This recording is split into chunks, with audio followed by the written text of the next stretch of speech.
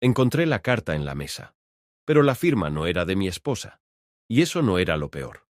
La habitación estaba en silencio, roto solo por el zumbido de la nevera al fondo. Afuera, Madrid seguía su ruido de lunes, pero aquí dentro todo estaba muerto. El sobre estaba abierto, el papel arrugado, y mi nombre escrito con una caligrafía demasiado segura para ser casual. Lo leí una vez, luego otra, y otra más. Me voy. Me llevo lo que es mío, y lo que nunca fue tuyo. La última frase me quedó clavada como un cuchillo. Miré alrededor, el aparador vacío, los cajones abiertos, la caja de caoba, donde guardábamos los documentos de la casa, hecha un desastre. Me acerqué a la ventana. En la calle, un taxi se alejaba. No vi su cara, pero lo supe. Respiré hondo, pero el aire me sabía a hierro. El olor del polvo levantado de los cajones abiertos me arañaba la garganta. No puede ser, murmuré. Me arrodillé junto a la mesa, abrí el portátil. Contraseñas cambiadas. Acceso bloqueado a las cuentas conjuntas. Intenté la aplicación del banco en el móvil. Saldo cero. Un golpe seco en el pecho, como si alguien hubiera cerrado una puerta por dentro y me hubiera dejado afuera. Caminé hacia el dormitorio. El armario, la mitad vacío. Sus perfumes, su abrigo rojo, las maletas grises, todas desaparecidas. Pero lo que me hizo temblar no fue eso, sino la caja pequeña en la repisa superior. Vacía. Allí guardaba las joyas de mi abuela, las que juramos nunca vender. El teléfono sonó. Un mensaje. Lo entenderás algún día. Sin remitente. Me quedé mirando la pantalla, con esa frase que sonaba a burla. Afuera, una sirena policial se alejaba. Dentro, mi corazón golpeaba como si intentara romperme las costillas. No recuerdo cuánto tiempo estuve sentado en el sofá, mirando un punto fijo en la alfombra. Imágenes venían y se iban. La última vez que cenamos juntos, su risa en la boda de mi primo, el primer día que me dijo, «Te amo». Todas se mezclaban con la imagen del sobre y las cuentas vacías. Un ruido en la puerta me hizo levantarme de golpe. Un vecino asomó la cabeza. «¿Todo bien?» Escuché ruidos antes. Lo miré sin responder. ¿Qué podía decir? Que la mujer con la que compartí 10 años acababa de arrancarme la vida de las manos mientras yo estaba en una reunión, que había dejado una nota como quien deja las llaves del piso alquilado. Cerré la puerta. Apoyé la frente en la madera fría. No sé cuánto tiempo pasó hasta que me levanté. Empecé a buscar papeles, contratos, cualquier cosa. El apartamento parecía un campo de batalla, pero no era desorden, era saqueo. En el cajón inferior del escritorio encontré una carpeta vieja, amarilla por los años. No recordaba haberla visto antes. Dentro, una foto de mi abuela y una carta con su letra. Si lees esto, significa que alguien ha intentado quitarte lo que es tuyo. Recuerda, no todo está a la vista. Sentí que el suelo bajo mis pies se inclinaba. Me dejé caer en la silla, la carta temblando en mis manos. Fue entonces cuando pensé, ¿cuándo empezó todo? Me quedé con la carta de mi abuela en las manos, sin saber si sentir alivio o más miedo. No todo está a la vista. ¿Qué quería decir? ¿Que había algo escondido? ¿Dónde? El silencio del piso me oprimía. Decidí salir. Quizá el aire me aclarara la cabeza. En la calle, la ciudad parecía ignorar que el mío era un mundo en ruinas. Caminé sin rumbo, hasta que mis pasos me llevaron cerca de su trabajo. No había planeado nada, pero me quedé frente al edificio, apoyado contra una farola, observando. A los pocos minutos la vi. Salía por la puerta principal, con una sonrisa que no recordaba haberle visto conmigo desde hacía años, y no estaba sola. A su lado, ese hombre que había visto una vez en una foto de la empresa, el compañero de marketing, como lo llamaba. Él le tocó el codo, y ella se rió, inclinando la cabeza hacia él. Me giré de golpe, como si hubiera tocado algo ardiendo. No tenía fuerzas para enfrentarla. No todavía. Seguí caminando, pero mi cabeza era un torbellino. ¿Por qué vine? ¿Quería verla para confirmar algo que ya sabía? ¿O para encontrar una excusa para no creerlo? Me encontré frente a la cafetería donde solíamos desayunar los domingos. Entré casi por reflejo. Pedí un café, pero no lo probé. Abrí la carpeta amarilla. Dentro había más documentos, escrituras antiguas, extractos bancarios de cuentas que no conocía, un testamento fechado 3 años antes de la muerte de mi abuela. Lo leí con atención, pero no entendí mucho. Mencionaba propiedades y activos externos que me pertenecían en exclusividad. No aparecía su nombre, el de mi esposa. Era como si mi abuela hubiera previsto algo. Me reí sin humor. Ella siempre decía que la familia es lo mejor y lo peor que uno puede tener. Mientras miraba por la ventana del café, recordé la primera grieta. No fue una pelea ni un grito. Fue un silencio. Hace 6 meses yo estaba en el salón, revisando facturas. Ella entró con una bolsa de compras caras. Le pregunté de dónde salía tanto dinero. Me contestó sin mirarme. No te preocupes, es un regalo, pero sus ojos evitaban los míos. Y yo, idiota, no insistí. Pensé que el amor era no desconfiar. Después vinieron más regalos, cenas, viajes cortos con amigas, joyas nuevas, siempre con excusas rápidas, siempre con un beso en la frente como anestesia. Y yo, ocupado con el negocio, dejaba pasar. Volví a casa esa noche sin saber qué hacer primero. ¿Llamar a la policía? ¿A un abogado? ¿A ella? En lugar de eso, me quedé mirando el móvil durante horas, esperando un mensaje que no llegaba. Finalmente marqué su número. Llamé. 3 tonos. Contestó una voz masculina. ¿Quién eres?, preguntó, con un tono entre burla y amenaza. Colgué. El corazón me golpeaba en las sienes. Fui al baño y abrí el grifo, dejando correr el agua fría sobre mis manos. Me miré en el espejo.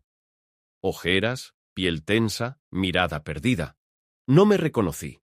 Pensé en ir a buscarla, pero al mismo tiempo me imaginé entrando en su mundo ahora, viéndola sonreírle a otro, y me paralicé.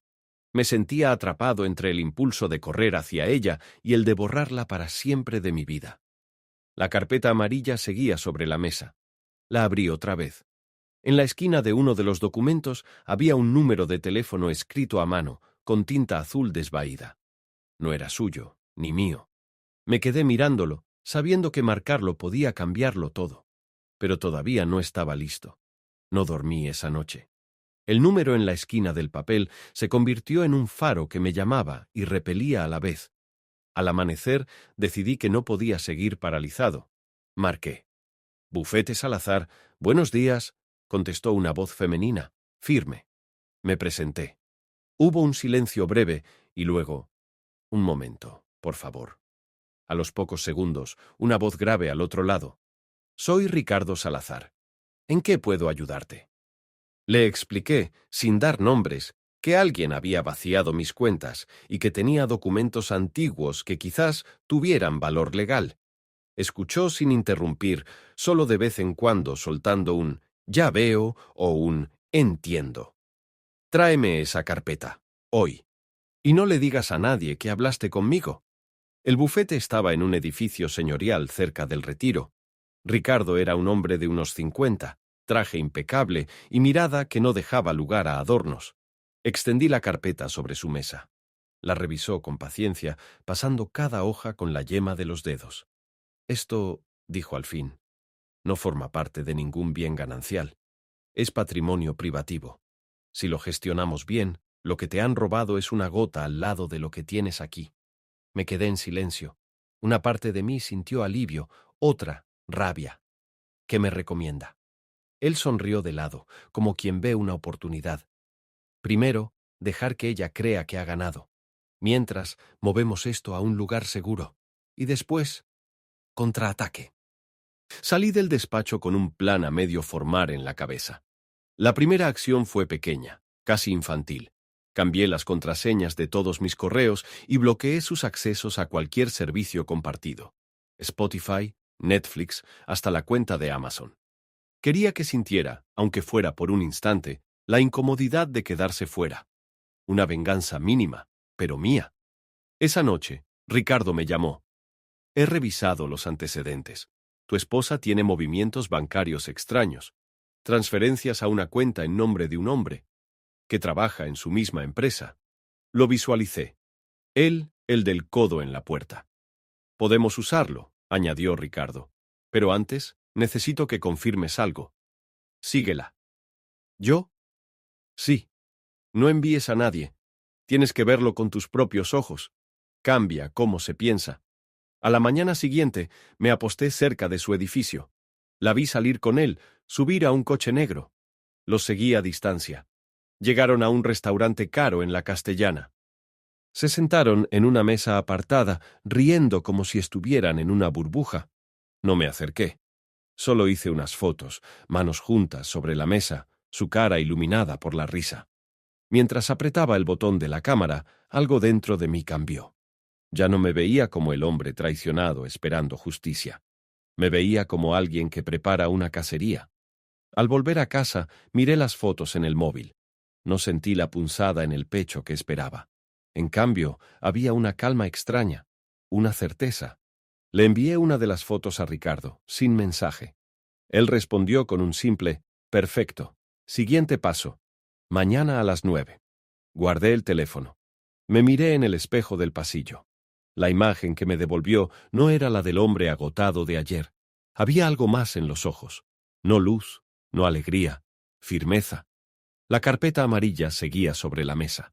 La toqué como si fuera un arma, porque, en cierto modo, lo era. Al día siguiente llegué al bufete con las fotos en el móvil y la carpeta bajo el brazo. Ricardo me recibió con la misma calma de siempre, pero había algo en su tono que no me gustó. «Tenemos un problema», dijo, sin rodeos. «Ella se ha adelantado. Ha presentado una demanda de divorcio, acusándote de ocultar patrimonio y de maltrato psicológico». Sentí un golpe seco en el estómago. «¿Qué? Eso es». «Falso, lo sé. Pero mientras se resuelve, un juez puede congelar tus cuentas y limitar tu acceso a la vivienda». Lo miré, buscando una grieta en su seguridad. No la encontré. «De momento tendrás que salir de tu casa», añadió, como si me estuviera diciendo la hora. Esa tarde volví al piso por última vez. La puerta ya tenía un precinto judicial. Entré solo para recoger lo que podía llevar en una maleta. Ropa, mi portátil, algunos papeles. El resto quedaba bajo custodia compartida hasta que el juez decidiera. En el salón, el hueco vacío donde antes estaba el cuadro de mi abuela parecía una ventana abierta a la nada. La lámpara colgaba torcida, como si alguien la hubiera empujado en medio de la prisa. Me senté en el sofá, rodeado de ese vacío, y pensé en todo lo que había sido mío y ahora era territorio neutral. Esa noche me quedé en un hotel barato, de esos donde el pasillo huele a lejía y la luz amarilla hace que todo parezca enfermo. Me tumbé en la cama, sin quitarme los zapatos. El techo tenía una mancha de humedad que se abría como una flor podrida. La cabeza me ardía. Las imágenes se mezclaban. Su risa con él, la carta de mi abuela, el precinto en mi puerta. ¿Cómo llegamos aquí? Me respondí en silencio. Por creer que el amor no necesita vigilancia. A medianoche, mi teléfono vibró. Un mensaje de un número desconocido. «Deja de seguirme, o será peor para ti». Me quedé mirándolo, sintiendo un frío que no venía del aire acondicionado. No contesté. Apagué el móvil y lo dejé en la mesilla como si me quemara. En la oscuridad empecé a hablarme a mí mismo, en voz baja. «No te hundas, no te hundas». Pero otra voz, más baja aún, contestaba. «Ya estás hundido». Al amanecer, salí a caminar. Madrid estaba gris, con una llovizna que dejaba el asfalto brillante. Me detuve frente a un escaparate. Un espejo grande en la pared me devolvió mi imagen. El cristal estaba agrietado en la esquina y mi cara se multiplicaba en fragmentos. Ahí estaba yo, dividido, distorsionado, irreconocible. Me quedé mirándome así, hasta que alguien pasó detrás y me empujó sin disculparse. Ni siquiera reaccioné. Al volver al hotel, Ricardo me llamó. «Hay otra cosa. Según mis fuentes, tu esposa y ese hombre están bajo investigación interna en la empresa por irregularidades financieras. Pero ahora ella te está pintando como el agresor, el que la forzó a actuar así». Me reí, pero fue un sonido hueco, casi un tosido. «Entonces me va a enterrar antes de que pueda tocarla». «Solo si te quedas quieto», respondió. Colgué y me dejé caer en la cama. Cerré los ojos y vi el espejo roto del escaparate. Entendí que eso era yo en este momento, un reflejo que ya no encajaba, que no servía para lo que fue hecho. Y por primera vez dudé de si podría recomponerme. El espejo roto del escaparate seguía en mi cabeza, no como una imagen, sino como una sensación. No había vuelta atrás, pero tampoco podía quedarme así. Me levanté del sofá del hotel con una decisión nueva. Ya no se trataba solo de recuperar lo que me había robado. Era algo más grande. Ella había cruzado una línea y se había metido en un terreno que podía arrastrar a más gente. Encendí el móvil. Tenía varios correos de Ricardo con documentos adjuntos, entre ellos un informe. Investigación preliminar. Grupo Financom. Ahí estaba su nombre y el de su amante, vinculados a transferencias no autorizadas y contratos ficticios con proveedores fantasma. Pero había otro nombre, uno que no conocía: Inspector Javier Montalbán, Unidad de Delitos Económicos. Respiré hondo y marqué el número que aparecía en el informe. Montalbán, contestó una voz grave, seca. Me presenté y le expliqué que tenía información sobre dos personas que, posiblemente, estaban desviando fondos de su empresa y lavando dinero. Hubo un silencio breve. «¿Qué quiere exactamente de mí?», preguntó. «Quiero detenerlos. No por venganza, sino porque si no lo hago, seguirán. Y alguien más caerá. Reúnase conmigo mañana, a las 10. Café Rivas, Plaza de Cascorro. Y traiga pruebas». Esa noche no dormí, pero no por ansiedad. Pasé horas revisando la carpeta amarilla. Entre las escrituras y testamentos encontré algo que nunca había visto.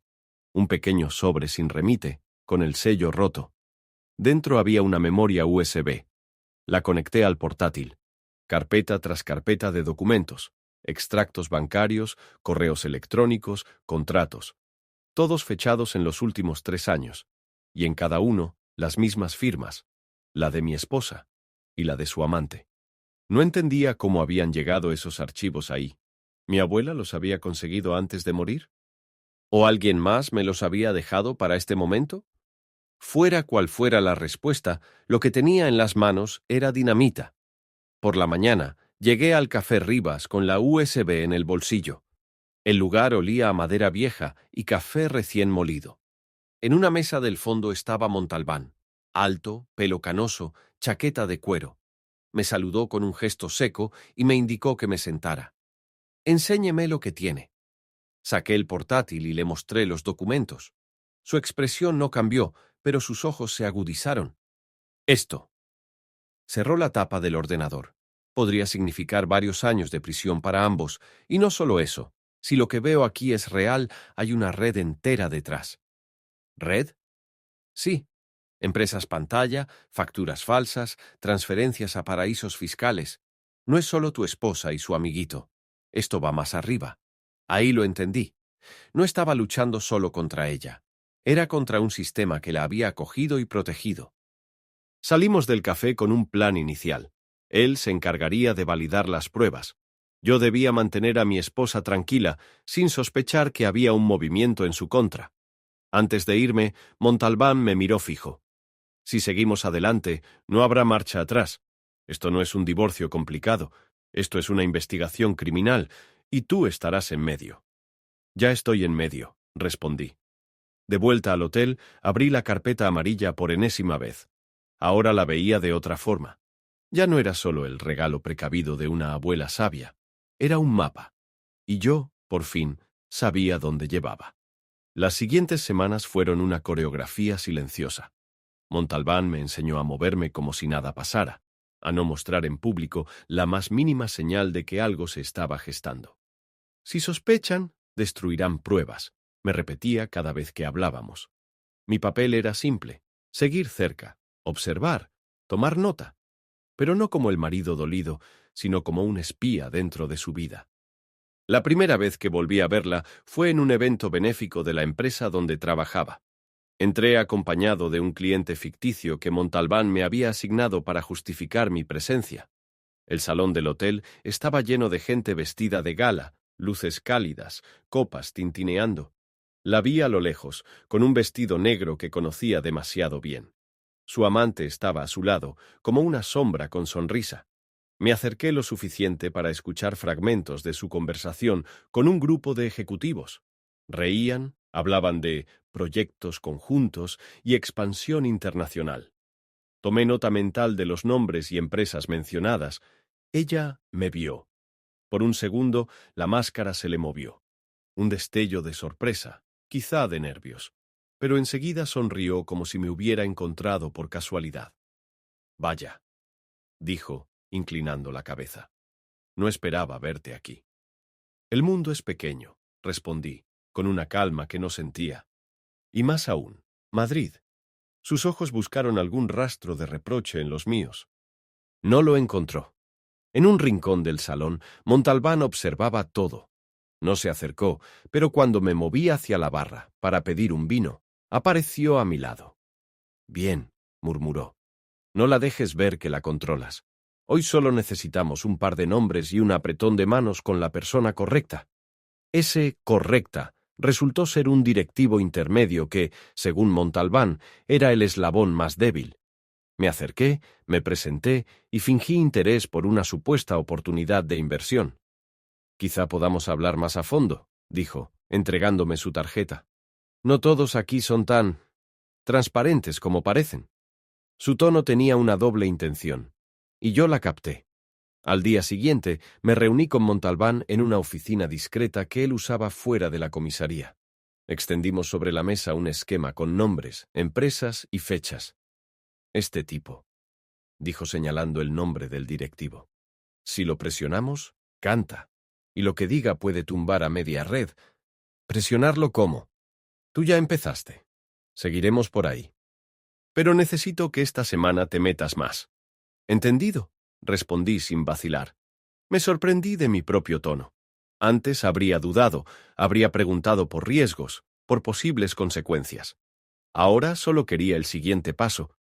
Esa tarde volví a escribirle al directivo desde una cuenta nueva que Montalbán me había preparado. Usé el nombre falso que habíamos acordado y propuse un almuerzo para hablar de negocios. Mientras escribía, me di cuenta de algo. Mi pulso estaba estable. No había nervios. No había miedo. Solo una claridad fría. Miré la carpeta amarilla sobre la mesa. Ya no la veía como un salvavidas, sino como una espada. 2 días después, en un restaurante discreto, me encontré con el directivo. La conversación fue una danza de medias verdades y silencios medidos. Montalbán, desde una mesa cercana, tomaba notas mentales. En un momento, el hombre dejó escapar un comentario. Hay cosas que sería mejor que no se supieran. Si alguien las filtrara, sería un desastre. Le sostuve la mirada y sonreí apenas. Depende para quién. En sus ojos vi algo cambiar. Y en los míos, por primera vez, no quedaba nada del marido roto que ella dejó. La cita clave llegó más rápido de lo que esperaba. Montalbán me llamó una mañana temprano. Es hoy. Tribunal de Plaza de Castilla. Tu esposa y su socio están citados por la investigación interna. Nosotros estaremos ahí. Colgué, sintiendo ese nudo en el estómago que ya no era miedo, sino anticipación. El edificio del tribunal tenía ese aire frío y burocrático que huele a metal y papel viejo. Los pasillos estaban llenos de abogados, policías y periodistas. En la entrada vi a mi esposa y a su amante rodeados de 2 letrados trajeados. Ella vestía de blanco, como si quisiera vender pureza. Él, con una corbata cara y gesto arrogante. Me acerqué lo suficiente para que me vieran. Ella frunció apenas el ceño. Él sonrió con esa suficiencia de quien cree que todo está bajo control. No deberías estar aquí, dijo ella, con un tono que intentaba sonar firme. Y sin embargo, aquí estoy, respondí, casi en susurro. En la sala, los periodistas cuchicheaban. Montalbán, sentado 2 filas detrás, sacó discretamente una carpeta con las pruebas. Cuando el juez pidió comenzar, el fiscal se levantó y proyectó en una pantalla extractos bancarios, correos electrónicos, contratos falsificados. Cada documento llevaba sus firmas. El nombre de mi esposa aparecía una y otra vez como una mancha imposible de borrar. Ella intentó mantener la compostura, pero sus manos se movían inquietas bajo la mesa. Su amante, en cambio, empezó a mirar alrededor, como buscando una salida invisible. El fiscal remató con las grabaciones de nuestras reuniones de negocios con el directivo intermedio, que había cantado todo. En una de ellas, la voz de su socio era clara. Con este contrato falso, nos forramos. La sala estalló en murmullos, el juez pidió silencio y anunció que, dadas las pruebas, se procedería a una detención cautelar para evitar destrucción de evidencias. 2 policías se acercaron a mi esposa y a su amante. Ella me miró entonces. No había odio, ni súplica, solo un desconcierto absoluto, como si en ese instante entendiera que nunca tuvo el control. Él, en cambio, intentó levantarse y protestar, pero uno de los agentes lo empujó de nuevo en la silla. Al salir de la sala, los flashes me cegaron por un momento. Un periodista me lanzó una pregunta directa. ¿Tiene algo que decir sobre la detención? Me detuve. Miré hacia la puerta por donde se llevaban a los 2 esposados, y luego, sin decir una palabra, me giré y seguí caminando. Montalbán me alcanzó en la escalinata. «Podrías dar una declaración. Aprovechar el momento». «No», dije. «Esto no es mi victoria». Él me miró como si quisiera discutir, pero asintió. Fuera, en la plaza, la gente se arremolinaba comentando lo ocurrido. Algunos me reconocieron de la sala y me siguieron con la mirada. Yo caminé hasta una esquina, lejos de las cámaras. Encendí un cigarrillo que no pensaba fumar. Solo necesitaba algo entre los dedos para no apretar el puño. Vi cómo metían a mi esposa y a su amante en un coche policial. Las luces azules pintaron por un segundo las paredes de los edificios. Luego el coche se perdió en el tráfico. Tiré el cigarrillo sin encenderlo. Miré el cielo gris de Madrid y sentí que, por primera vez en mucho tiempo, no tenía prisa. Me alejé por una calle lateral, sin mirar atrás. La lluvia fina cubría la ciudad como un velo gris. Caminé hasta el portal del edificio donde había vivido con ella. El precinto judicial ya no estaba, pero la puerta seguía cerrada para mí. Me quedé frente a la madera, escuchando el eco lejano de pasos en el interior. No intenté llamar. Del bolsillo saqué la llave antigua que mi abuela me había dejado, la única que había sobrevivido a todo. La sostuve en la palma, fría, con el metal gastado por los años. Un niño pasó corriendo, saltando en los charcos, sin mirarme. Una vecina abrió la puerta, me reconoció y me saludó con un gesto tímido. Yo no devolví el saludo. Coloqué la llave sobre el alféizar junto a la entrada, la empujé suavemente hasta que quedó inmóvil bajo la lluvia. Di un paso atrás, miré el edificio una última vez. Las ventanas brillaban cálidas, como si la vida siguiera sin mí. Me giré y empecé a caminar. La calle estaba vacía, el ruido del tráfico apagado por la llovizna. No había palabras, no había explicación, solo el hecho de que había pasado.